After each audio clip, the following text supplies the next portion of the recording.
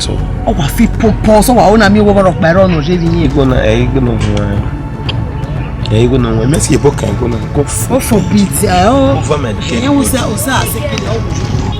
He's living on that course.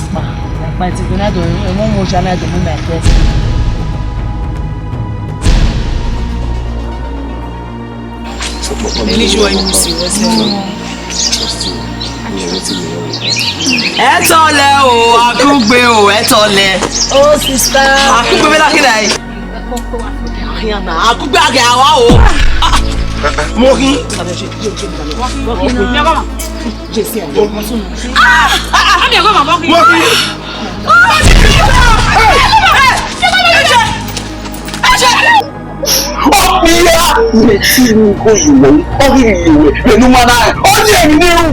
I married you without you.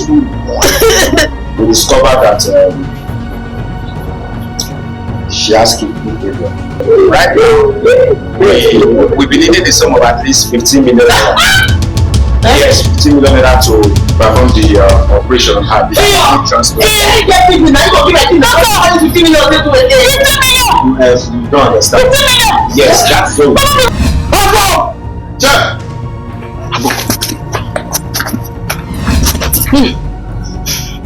Hey, I believe you. I believe you. We're not here. What will be now? I want to perform my marriage duty. Now you know. No one in voice and get right now, man. Alawa, it voice and get in your way. I didn't know it. Alawa. Oh, don't hold on. No, we're all tonight. Did you be about me? Who will be mad? Who have you can be able to what? Eh? Okay, about the what time you want to be in it. When I go away. A politician. Oh, we are politician.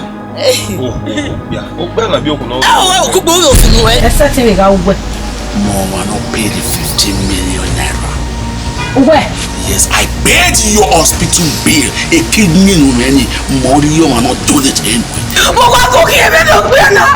It's your one tabaki. Oh, tabaki. The way it's a thing we may want to say. It's your one of him, one of him, and of Piana. Oh, Piana, man, and better walk him in. What's it? Walk him in of better.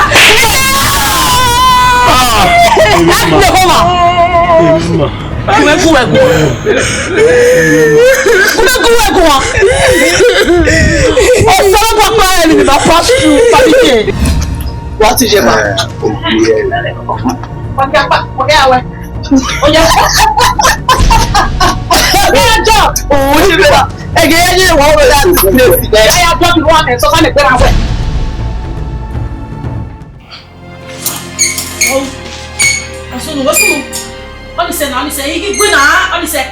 Other form of cancer, pancreatic cancer for that matter.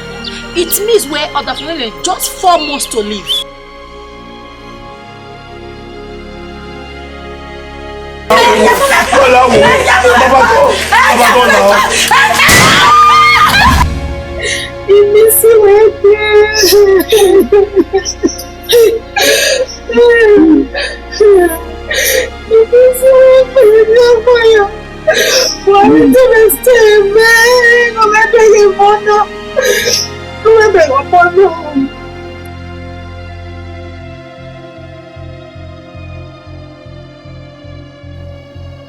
That child, or IDIAGBONYA.